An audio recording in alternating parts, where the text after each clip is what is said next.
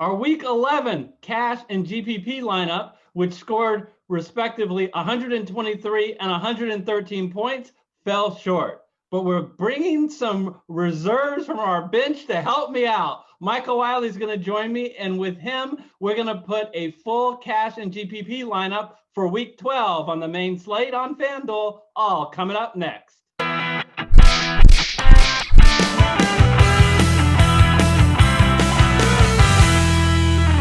Hello, everyone. I'm Eric Lay. And I'm Michael Wiley, and we're the Fantasy Football Consultants. For those that may not know Michael, he's my regular co-host on our NFL Survivor show, and he's filled in the past for Gary in NFL DFS shows. Thanks, Eric, for having me. Super excited to be here, and I guess maybe it could have been a little bit helpful if I'd have been here last week. Don't like half the teams cash. I mean, what went wrong? Well, a lot of things went wrong. Well, three guys. I'm blaming three guys, and guess what, Michael? None of those three guys are me. So the Kalen Ballage and Jacoby Myers, right? Were in my cash lineup. Both guys had great game scripts. The Chargers were ahead the whole game, and New England was behind the whole game. Both guys' teams scored a lot of points, got a lot of yards, but they refused to use them. It was so frustrating. Our Ballage is just, I don't understand the Chargers. They were up, and they kept throwing the ball, even though they were up. They should have been running the clock. And the other guy, you know, I actually do blame myself. Deontay Johnson I had in all four lineups, and I made the switch to, when I say all four lineups, cash and GPP for FanDuel and DraftKings. And then when I had a couple extra bucks, I changed to Juju Smith-Schuster. And that one change, Michael, would have switched, at least in my team of 100 players, from not cashing to cashing. But anyway, enough of all that. Let's talk about people who did do well. Two people, Michael, have qualified for our FanDuel tournament, which of qualifiers, which those two people are Robert Adelman and My Sports Review. Your boy, last week on the NFL Survivor Pool, you said Taysom Hill was going to do well. He did. He especially did well on FanDuel in the tight end spot. A couple people did mention them, Taysom Hill, but you know what? Since ownership was 93% for Taysom Hill, I'm sorry, he didn't win you cash games in FanDuel. Whereas the guys Robert Alderman and My Sports Reviews did say could very well have won you. So that's why I went that route. All right. So real quick note, what are we going to do with the contest? Starting Friday, the day after Thanksgiving, FanDuel will open the contest. Go ahead, put your lineup in. It's just practice this week, all of the qualifiers. And if you're wondering if you're a qualifier, go to the description section of this video. It lists all the qualifiers. Get a lineup in to make sure it's all working. And if there's a problem, then leave a YouTube comment and I'll let you know. And if you're out there going, oh, and by the way, it begins the following week, the week after the Thanksgiving week. So week 13, the one who finishes first, $50. The following week, the one who finishes first, $50. All right. Sorry for all the mumbo jumbo, especially for all those people who aren't even in the tournament. But don't worry. Stick with us here on this channel in FanDuel at the end of the year. And with what I call Subscriber Appreciation Week, we will do some contests where everybody can qualify and win real money. So stay tuned. Make sure you're a subscriber, though. So smash that red subscriber button. Michael, I think we're ready to talk about Week 12. So let's get into the FanDuel studio and make our cash and GPP lineups. All right, we'll start, Michael, with a cash lineup. And when you open up the slate, there's an immediate decision you have to make. When you prepare your cash lineup, is it going to be cooking or not cooking? As in Dalvin Cook and his $11,000 salary. Which route do we want to go? Well, that's a lot of money. And even though I think it's time for Dalvin Cook to have a nice bounce back game, because a disappointing, and we talked a lot about it on our other show, showing by Dalvin Cook. Boy, poor Dalvin Cook, Michael. All the guy gets is 115 yards and 1 TD, and he's disappointing. Disappointing for how that game went. Yeah, but that's the problem. When you're $10,500, he was disappointing. No, that's right. And so I think in honor of my mother-in-law being here for Thanksgiving week and taking care of things, I'm not going to cook. All right, at $11,000, a duplicate of this week is not good. It's not good enough. You've got to believe Cook will get into the end zone at least twice. We are going to then look elsewhere. And the elsewhere, the first thing that I notice after Cook is Christian McCaffrey. He is doubtful. He is not going to play, folks. Obviously, we're going to monitor it and make sure. But after this week, Carolina goes on a bye. There's absolutely no reason to put your franchise player in there when you're not in the playoff hunt. Give him 2 more weeks off, and hopefully he is ready to go. But assuming he is not playing, that opens up, once again, the guy who's proven over and over that he's okay taking basically a similar workload as Christian McCaffrey and Mike Davis. Is he as good as Christian McCaffrey? Of course not. But I like his involvement in the offense, and I like his matchup going against a Minnesota Viking team that just allowed Ezekiel Elliott, who had been struggling, to run all over him last week. Yeah, the only cautiousness here is that they're getting Curtis Samuel a little bit more involved in the run game, but it doesn't really snatch the hardcore, especially end zone opportunities from Mike Davis, and he gets involved in the passing game as well. So yeah, for $7,200, good decision. All right. So who are we going to team Mike Davis with? Michael and I, we talked about, is there a running back always that we feel like either due to injury or basic mispricing that we think can give us all the stuff that we want in a running back, which is touches, which is a favorable game script, which is against a defense that, well, sucks, but at a low price. And we think we found it. Going all the way down here at $5,700 is Wayne Gallman of the New York Giants. We talked about on our Survivor show, Michael, it's strange to say that the New York Giants are expected to win. They even have a reasonable game total of implied total of 24.5. But Michael, why do we think that the New York Giants should excel here against the Bengals?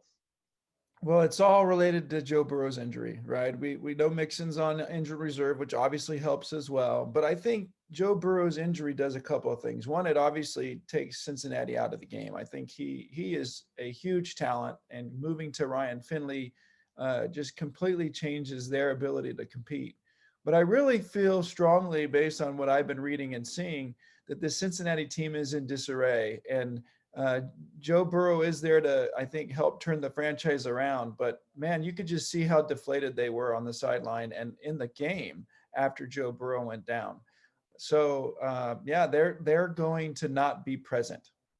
Yeah, it's like, what do the Bengals have to play for? And the Giants, all of a sudden, as the Eagles continue to stumble, the Giants have everything to play for. I mean, they realistically, it's crazy to think, can win this NFC East. They have as good a chance as anybody in that crazy division.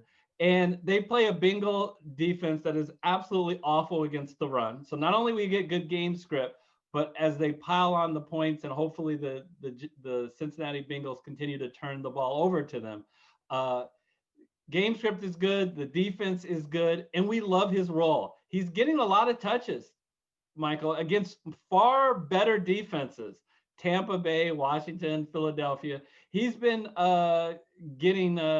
he's very much involved in the offense. And of course, I love that he's the goal line back. That's right. He gets the touches right there at the end zone. He's really, I think, turning out to be their guy. Obviously, Daniel Jones will run the ball as well. But yeah, I think this is a very good bargain.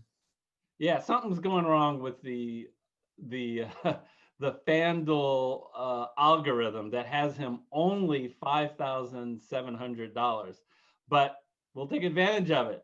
All right. So we got 2 running backs and didn't like spend the house. So we can decide to spend a little bit money at wide receiver. And I'm going to go to another guy. It's a general theme. I don't understand what FanDuel is doing, Michael, with this pricing. Especially since over the last 3 weeks, I don't know if there's been a hotter wide receiver in the game.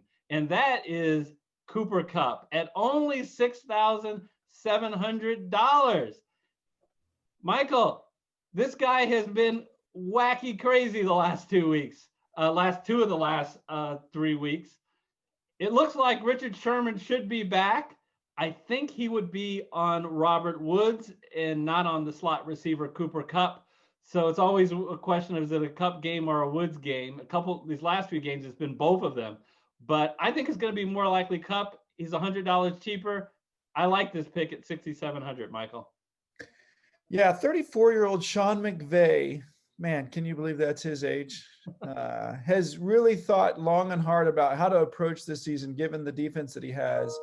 And it's tempting to think that, pounding the rock is the way to do that. But the way they've built this offensive line and the accuracy that we've been seeing out of Goff really plays well for a slot guy like Cooper Kupp. And he's probably the biggest slot guy in the league. He's, you think of Cooper Kupp as a small guy, and he's really not. And so not only is he able to take advantage of being the guy who runs across defenses, but he's a big target. And so I love this decision. I still can't believe how cheap he is. Easy choice. All right. So since we'll go from Cooper Kupp to an insanely low price to someone who's just bonkers. And I don't know what it is, Michael. We talk about in the NFL Survivor Show. It just doesn't seem like your Raiders get a whole lot of respect. So they split with the best team in the land, Kansas City, and they could have swept them, a few things being different. I want you to talk. I'll let you take the lead. Talk to me a little bit about Nelson Agholor and what he has meant to the offense. Again, I'm going to scroll down a lot to get to him. Yeah, I can't believe the bargain that we have on him. So I think this is disrespect for the Raiders and also an appreciation for how they're pounding the rock, running the ball with Jacobs, right? And so the temptation is to think that, with Carr, who's been kind of sloppy in years past, that they're not really tossing the ball up. And, Ruggs is, I think, exciting, but Agholor has been huge. I think building a lot of team camaraderie. He had a couple bad drops this week, but that didn't really scare Carr away from him. I think at this pricing, I really like this pick. And the number one reason I like this pick is because of Atlanta. Their pass defense, I think, might even be worse than the league. So, yeah, the 31st pass defense. I think the Raiders, like you said, have been pounding the rock, but you expose Atlanta in the air so far this year. So I tend to think they'll be throwing. And I love the fact that Carr obviously trusts him when they get around the end zone.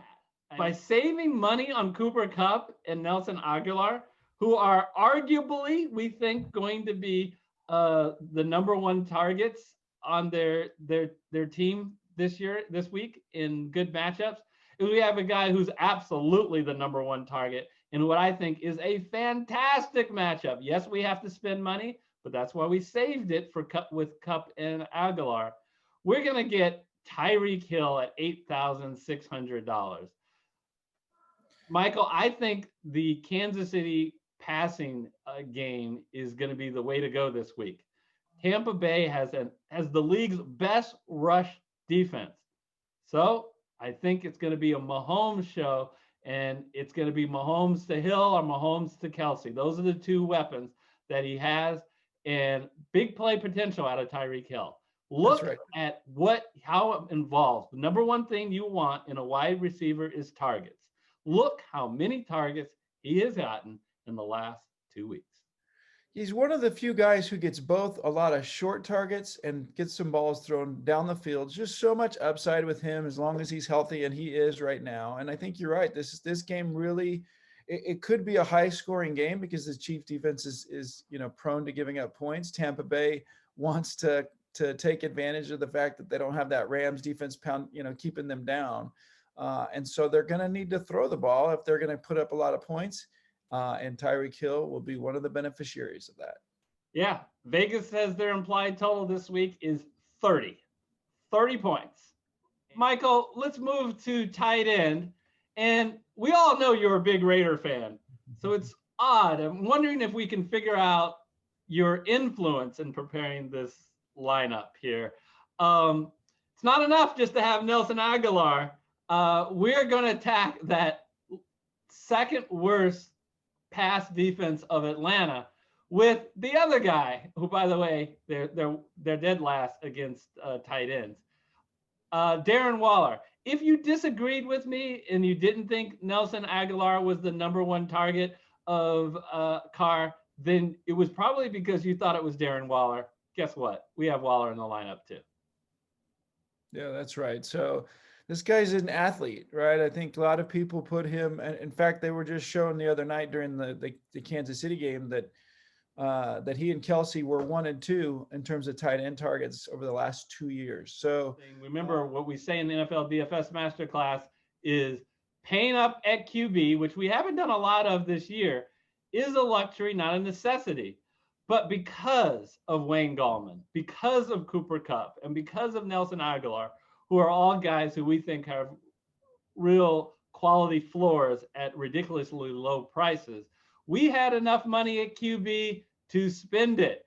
And we already said you attack Tampa Bay in the air, not on the ground. So welcome to the team, Patrick Mahomes. A lot of good choices this week at quarterback. I think there's some nice matchups for a lot of teams, but I think Mahomes has as good a matchup because of what we talked about earlier in this game being a high scoring game as anyone. And there's just really such a high floor with him that it's just some of these other guys may have as much upside, but in terms of being confident, if we can really afford him, and we can, I really am happy that we can go with this pick.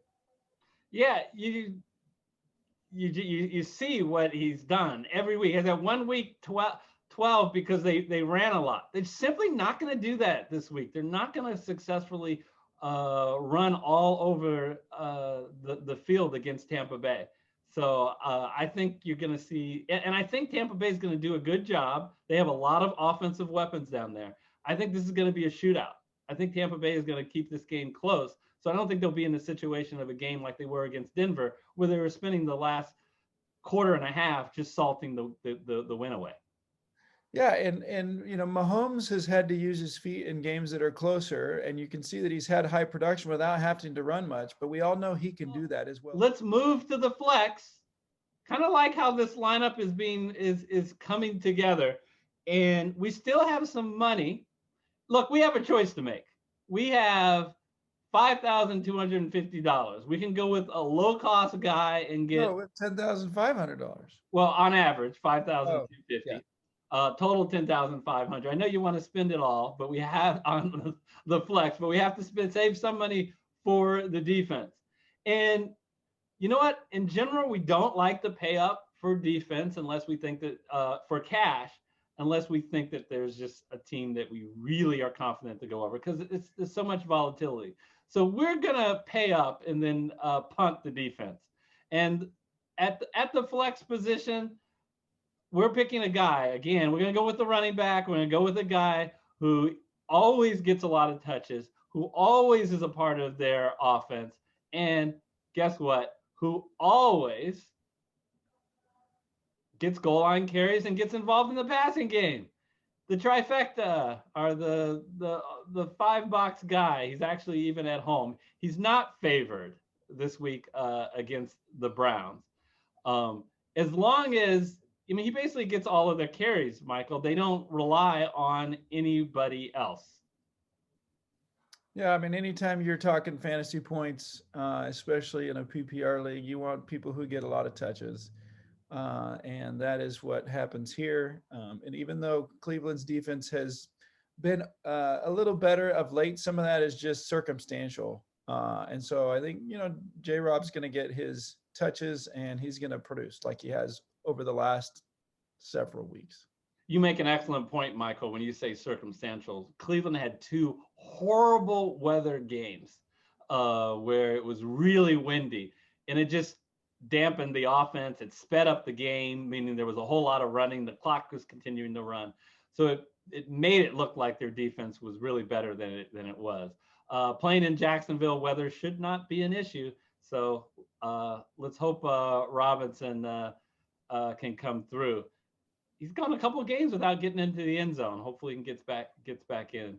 Who are we left with? The ultimate punt, Michael, at defense. We're going down. We only have $3,100. And I'm going to let our audience, play Sherlock Holmes and figure out what defense we are going to put in the lineup. Okay, there's only one defense we can afford. It is the New York Jets.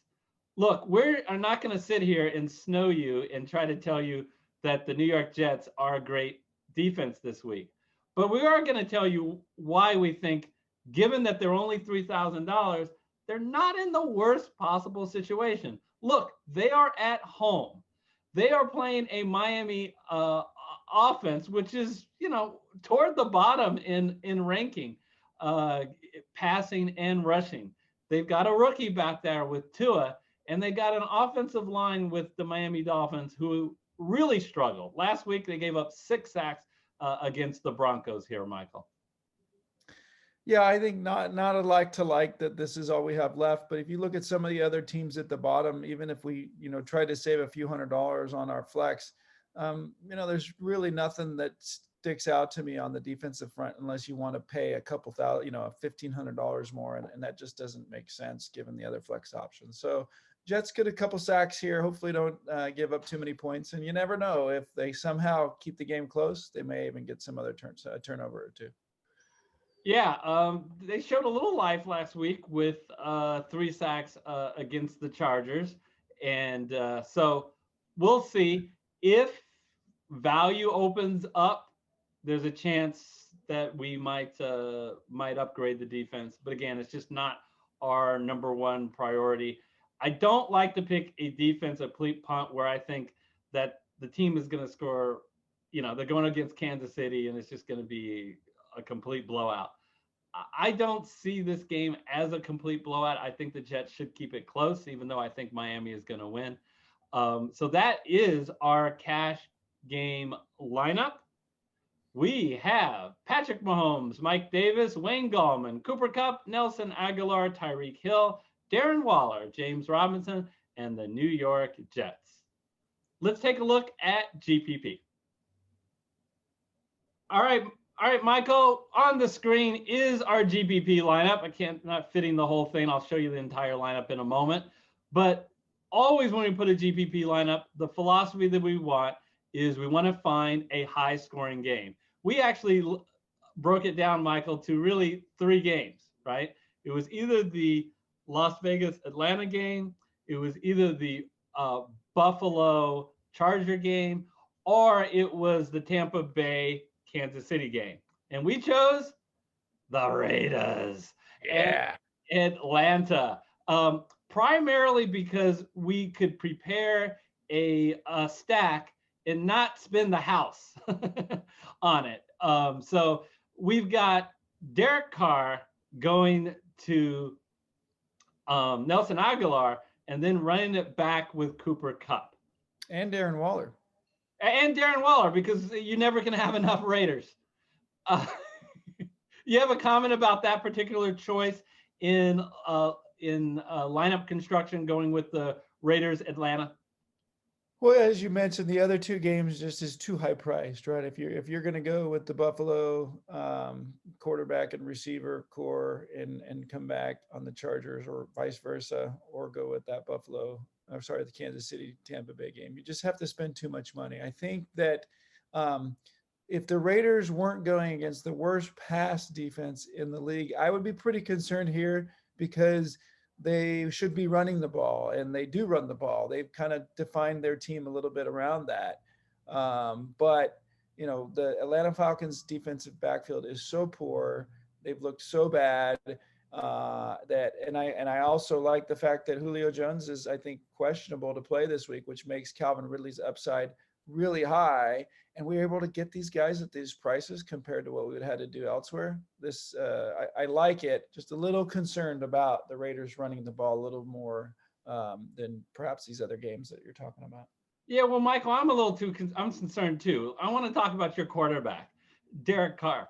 The last time I spent $7,000 on a car, it was a lemon. It broke down a month later. So I am hoping that this car drives ourselves to a victory here. All joking aside, I have less concerns that you do. A little scary because you're the Raider fan. Because you're not going to like the reasons why I have less concerns. I don't see this as a slam dunk. The lines makers have it a 3-point spread. It's in Atlanta. It's in a dome. Weather's not going to be an issue. I don't think the Raiders blow the Falcons out here. So I think they're going to have a situation where they may even get behind at points in this game where they have to throw. I'm okay. I'm okay with this. Feeling good. One more thing to add is just that Derek Carr has been his best recently, and part of that, and just as accurate as can be, and part of that is because of the run. And one of the things you want to do if you're going to be a playoff team is you want to start preparing other teams in their defensive scheming for your ability to do various things. And so one of the reasons to take advantage of the pass defense of Atlanta is to start showing the league that you can win with the pass as well. And so this is a great opportunity for John Gruden to do that. I think he will. So I feel pretty good about it. All right. There we go. Good. We upgraded defenses. We didn't change the city. We stayed in New York, but we switched the New York Jets to the New York Giants.